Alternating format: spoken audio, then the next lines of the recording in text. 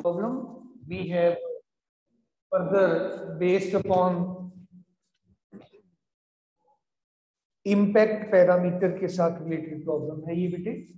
Impact parameter आपने already discuss कर रखा है, डिटेल में डिस्कस कर रखा है। Let us have this problem बेटे completed.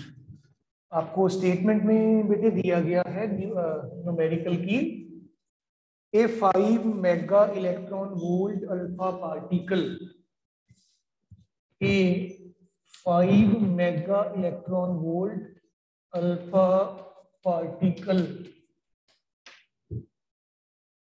approaches a gold nucleus. It approaches a gold nucleus. Gold nucleus के लिए Z79 होता है, ये आपको पता ही है। What will be sorry, एक मिनट सुनिएगा ध्यान से। 5 mega electron volt alpha particle approaches a gold nucleus with impact parameter 2.6 into 10⁻13 metre. 2.6 into 10⁻13 metre इतना इम्पैक्ट पैरामीटर है। इस इम्पैक्ट पैरामीटर के साथ आपने अल्फा पार्टिकल जो है ये गोल्ड न्यूक्लियस की तरफ भेजा है। What will be the angle of scattering of alpha particle? आपको angle of scattering of alpha particle जो है बेटा ये ढूंढना है, ये बताना है ये कितना है बेटा। एनर्जी डियर चिल्ड्रन आपको दी हुई है 5.0 mega electron volt, 5.0 into 1.6 into 10⁻19 joules. This is the energy in terms of joules beta for 16 5s are 88 10⁻⁻, अच्छा ये मेगा भी था साथ में, 10⁻6 में लिखना पड़ेगा आपको। -13 जूल्स के बराबर की एनर्जी आपका जो अल्फा पार्टिकल है ये पोजेस कर रहा है। और डियर चिल्ड्रन आपके पास impact parameter b 2.6 into 10⁻13 metres का है, Z79 है। इम्पैक्ट पैरामीटर का फॉर्मूला याद है बेटा Dhruv Kshitij Supriya? Impact parameter b, yes impact parameter b जो है ये बेटे इम्पैक्ट पैरामीटर बी हमारे पास जो है ये बेटे ZE² cot θ/2, ZE² cot θ/2 in the denominator 4πε0 and capital E। Check करिएगा यू आर गेटिंग दिस और नॉट बेटे। और फर्दर मोर आपको बिकॉज थीटा चाहिए, आप इसको cot θ/2 को वर्कआउट कर लो। This is this impact parameter 4πε0, E की वैल्यू चलिए E रहने दीजिए इसको, in the denominator Z into E² आ जाएगा। अब आप सारी वैल्यूज जो आपके पास हैं इसमें सब्स्टिट्यूट कर दीजिए बेटा। ये आपके पास cot θ/2 जो है इम्पैक्ट पैरामीटर, ये सारी वैल्यूज पुट करने के बाद आपके पास जो न्यूमेरिकल वैल्यू बनती है दिस इज 11.4276 बन रही है। 11.4276 सारा कैलकुलेशंस करने के बाद अब आप इस cot थीटा से tan θ/2 निकाल लीजिए, उल्टा कर लीजिए, 1/11.4276 हो जाएगा। और ये सॉल्व करके बच्चों आपके पास जो टर्म आ रही है 0.0875 एंड दिस एंगल जो है इट इज बेटे turning out to be then बेटे 5 डिग्री। ये सारा कैलकुलेट करने के बाद 5 डिग्री का एंगल आपका जो है स्कैटरिंग एंगल जो है रादर ये बेटे आपको मिल रहा है। सो इन दिस वे बेटे आप इम्पैक्ट पैरामीटर की ये जो आपकी प्रॉब्लम है इसको बच्चों सॉल्व कर सकते हो। और इस तरीके से हम बेटे इसको देख सकते हैं। आइए आगे चलें। बिफोर वी प्रोसीड फर्दर बेटे किसी स्टूडेंट को कोई बात नहीं पता चली? Anyone from your side? Okay बेटा, चलिए फिर आगे चलते हैं। इसके बाद हमारे पास नेक्स्ट क्वेश्चन है, नेक्स्ट न्यूमेरिकल है रादर। आइए देखें।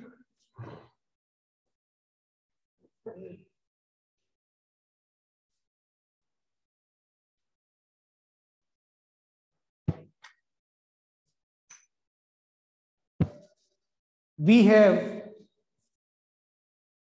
Next question direct impact parameter के बेसिस पे ही है, इसको आप खुद ही कर लीजिएगा। एक बड़ी इंपॉर्टेंट टाइप है बेटे फर्दर, छोटा सा क्वेश्चन है, बड़ा पूछा हुआ है आपके सीबीएसई में किसी प्रीवियस ईयर्स में। How many electrons, protons and neutrons are there in a nucleus of atomic number 11 and mass number 24। Atomic number 11 next numerical है, मास नंबर 24 है। इसमें आपको इलेक्ट्रॉन, प्रोटॉन और क्या बताना है, न्यूट्रॉन्स। डियर चिल्ड्रन, जितने आपके पास Z होता है, प्रोटॉन्स का नंबर इसके बराबर ही होता है, प्रोटॉन Z के बराबर होते हैं। और आप जानते हैं number of neutrons plus number of protons आपके एटॉमिक मास नंबर के बराबर होते हैं। Neutrons plus 11, this is 24, number of neutrons will be 13, और इलेक्ट्रॉन्स का नंबर प्रोटॉन के नंबर के बराबर होता है, just to maintain the neutrality of the atom. Electron भी 11, प्रोटॉन भी 11, न्यूट्रॉन इसमें 13 हो जाएंगे। छोटा सा न्यूमेरिकल, एक नंबर का कहीं पूछा गया था, देख लीजिएगा ध्यान से। आगे है very important type, let me write this as such. Next numerical काफी ज्यादा इंपॉर्टेंट, आपको कहा गया है what is the radius of oxygen 618 nucleus. What is the radius of oxygen 816 nucleus, given that R naught is 1.2 Fermi, given that R naught is 1.2 Fermi। बेटे 1.2 Fermi का मतलब होता है ये 1.2 into 10⁻⁻15 मीटर्स, इसके बराबर का ये आपको साइज R नॉट का जो है दिया गया है। सो डियर चिल्ड्रन, इसको मैं करता हूं, अगले वाला आप करिएगा। R आप जानते हैं R नॉट e⁻⁴ के बराबर हुआ करता है। A आपका यहाँ पे देखो ये 16 आपको दिया हुआ है, A is equal to 16, R is equal to R naught 16 की पावर 1/3 सब्स्टिट्यूट करिए।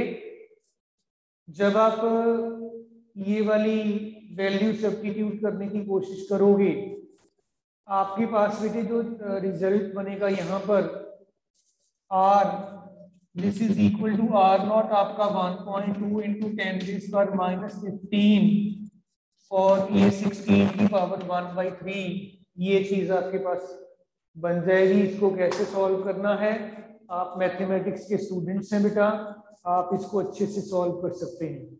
और इसके बाद बेटे आप फिर देख लीजिएगा कि आपका रेडियस किस ऑर्डर का आ जाता है। Calculation part I am leaving for you to get it completed by yourself बेटा, राइट जी बेटे।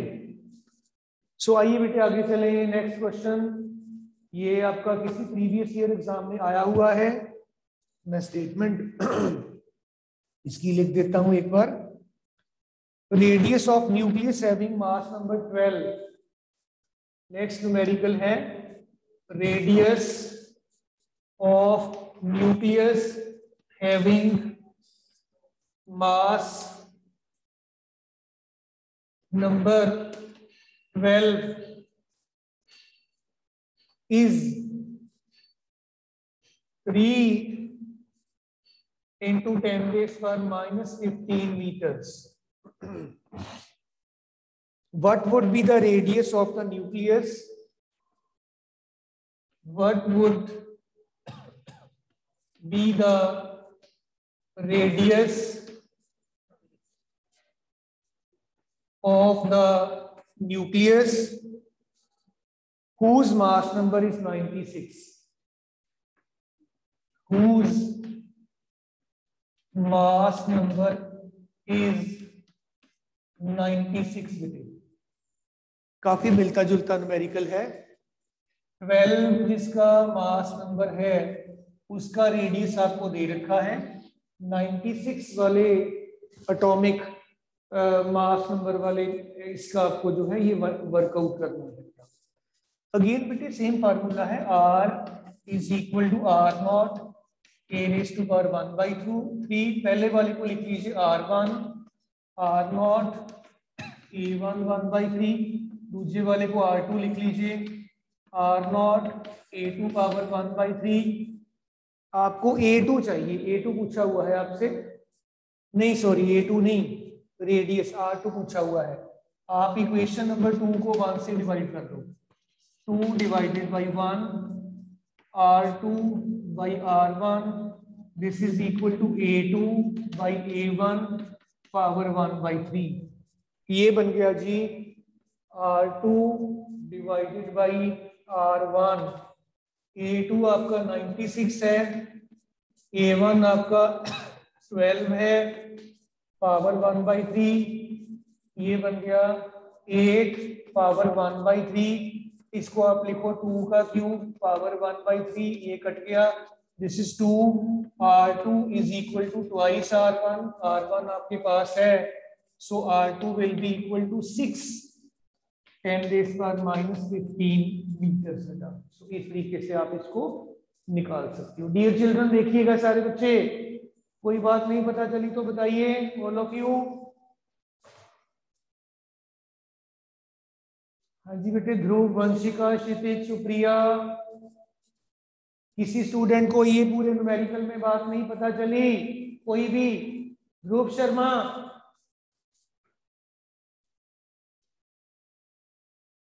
Vanshika,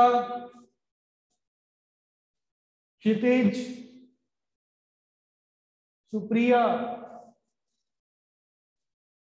very nice to see the thumbs up sign from your side.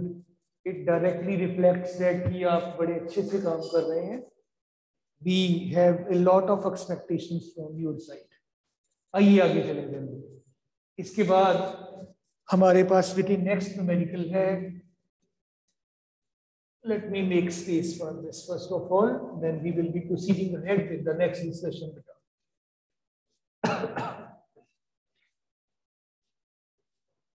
ये देखें आगे कैसे कर सकते हैं हम। We have been given another important point। ये आपको बेटे एज कंसेप्चुअल पूछा गया है प्रीवियस ईयर एग्जाम्स में, कहीं स्टेटमेंट में लिख देता हूं बेटा। ये कंसेप्चुअल की फॉर्म में है। When impact parameter of alpha particle is 0, when impact parameter of alpha particle is 0, the alpha particle traveling directly, the alpha particle traveling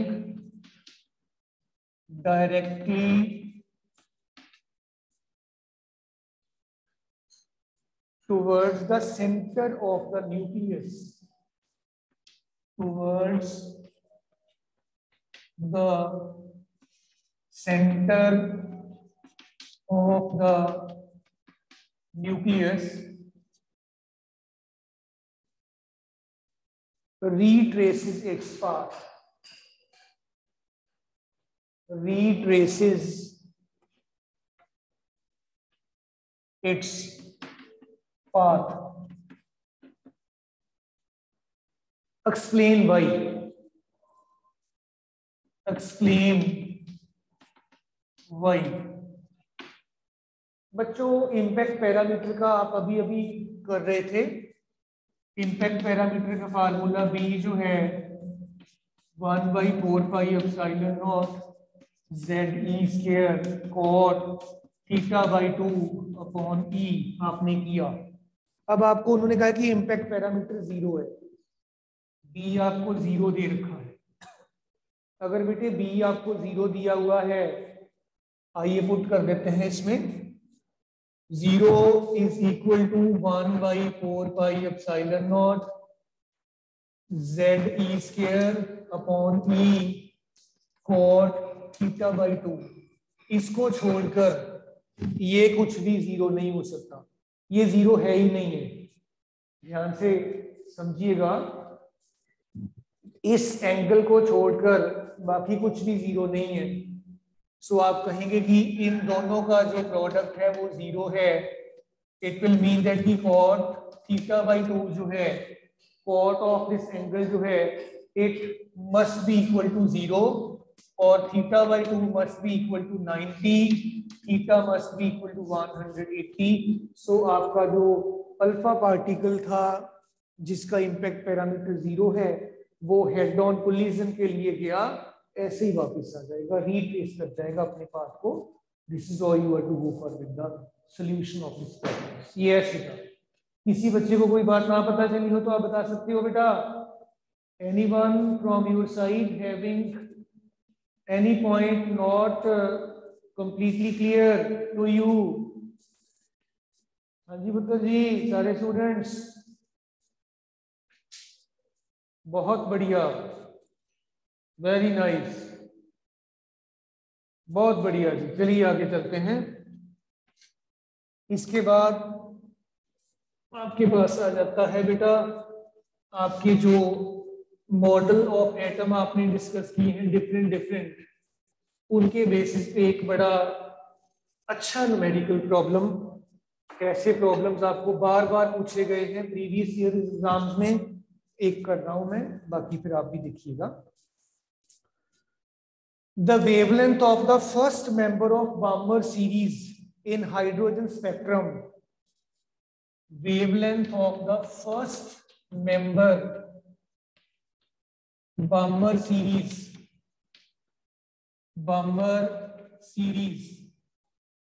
It is 6563 angstroms.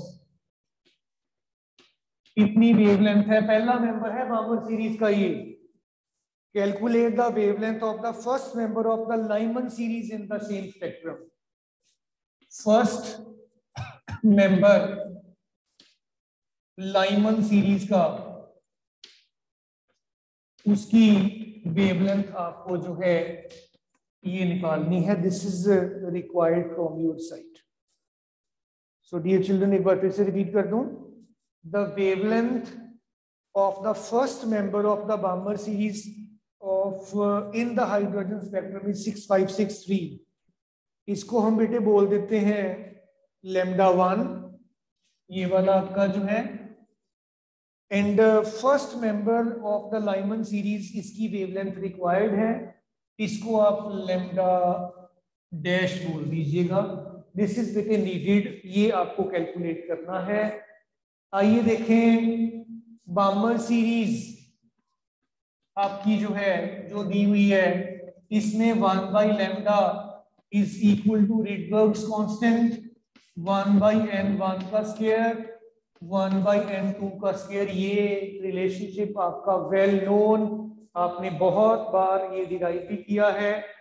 First member बामर series का जो है, इसमें बेटे आपका जो है n1 that will be equal to 2 पुत्र, और आपका जो n2 है फर्स्ट मेंबर के लिए, that must be equal to 3। Substitute करिएगा 1/λ, दिस इज r, 1/2 का स्क्वायर 4, 3 का स्क्वायर 9, इट इज देयर। और अगर आप इसको फर्दर मोर सॉल्व करने की डायरेक्शन में एक स्टेप आगे चलेंगे, इट विल बी 36 9 4। चेक करिएगा, और बेटे इसके बाद फिर हम ये 1/λ जो है ये बन गया जी r × 5/36। चेक करिएगा बेटा, all of you are getting r × 5/36 और नॉट बेटे? मुश्किल नहीं है बिल्कुल भी। यहां से λ1 आप निकाल लीजिएगा, दिस इज λ1 और λ1 आपके पास आ गया 36/5r। λ1 आपने निकाल लिया। रेडबर्ग्स कांस्टेंट की वैल्यू आपको याद होनी चाहिए। इसके बाद हम क्या करेंगे, हमें उन्होंने लाइमन सीरीज के पहले मेंबर की वेवलेंथ पूछी है बेटा।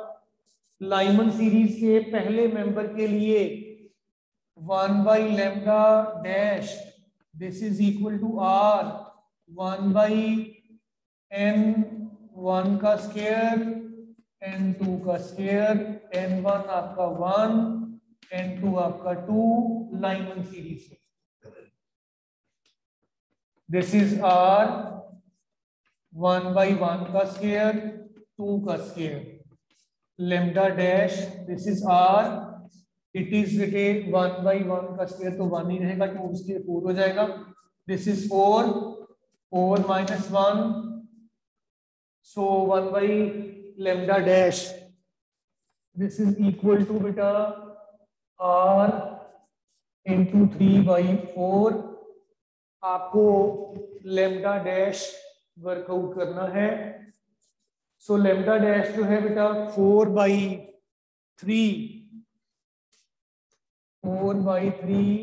× r इसके बराबर हो जाएगा। इससे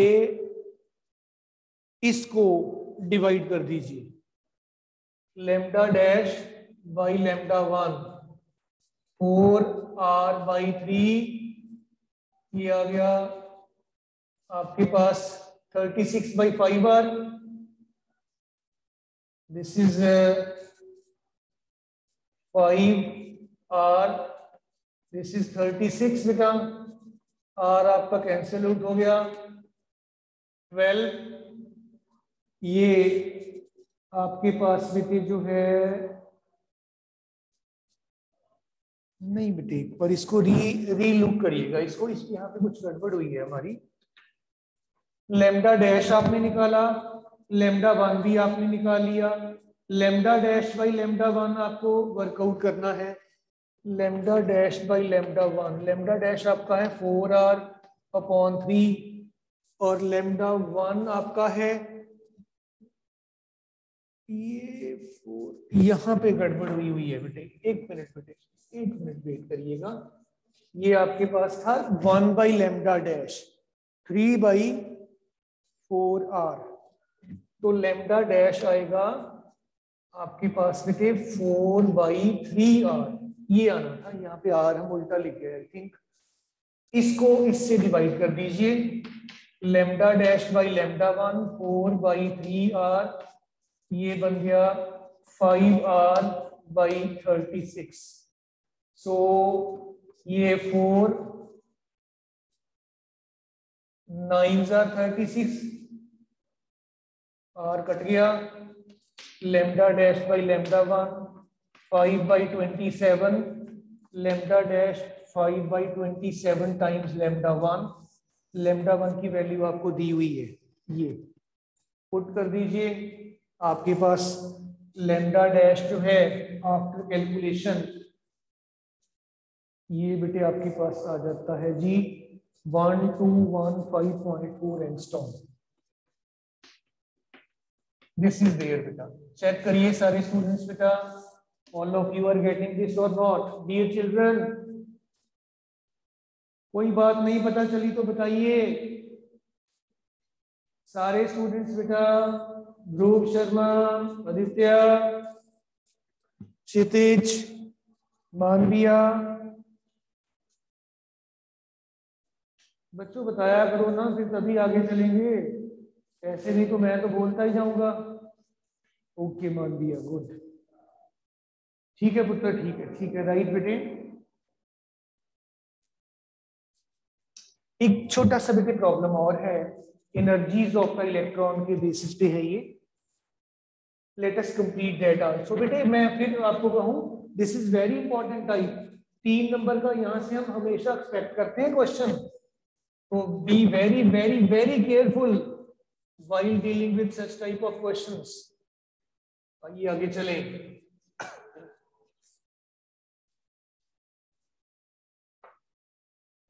इसके बाद हमारे पास है total energy of an electron in the first excited state of hydrogen atom is -3.4 electron volt. Total energy -3.4 electron volt किसी इलेक्ट्रॉन की first excited state of the hydrogen atom में इतनी है। What is the potential energy of the electron in this state? आपको potential energy जो है वो पूछनी है, निकालनी है। रिपीट करूंगा question, total energy of an electron in the first excited state of hydrogen atom is -3.4 electron volt. Calculate the potential energy of the electron in this state. हमें बेटे बड़ा अच्छे से पता है कि टोटल एनर्जी जो E है, this is equal to -1/2 KE²/R। आपने few days back ये रिलेशनशिप किया था, और पोटेंशियल एनर्जी उस टाइम पे आपने निकाला था -KE²/R। और यहां पर अगर आप ध्यान दो तो पोटेंशियल एनर्जी काइनेटिक एनर्जी का डायरेक्टली डबल ही है। सो पोटेंशियल एनर्जी जो है it will be -6.8 electron volt. Simple सा न्यूमेरिकल है, कहीं 2 मार्क्स के लिए आपको पूछा गया है प्रीवियस ईयर एग्जाम्स में बेटा। So dear children, with this हमारा न्यूमेरिकल पार्ट जो है इस चैप्टर का दैट इज बेटे कंप्लीट। और हम आइए नया चैप्टर जो है हमारा स्टार्ट कर लेते हैं। नया चैप्टर हमारा है बेटे सॉलिड एंड सेमीकंडक्टर डिवाइसेस बेटा। Solid and semiconductor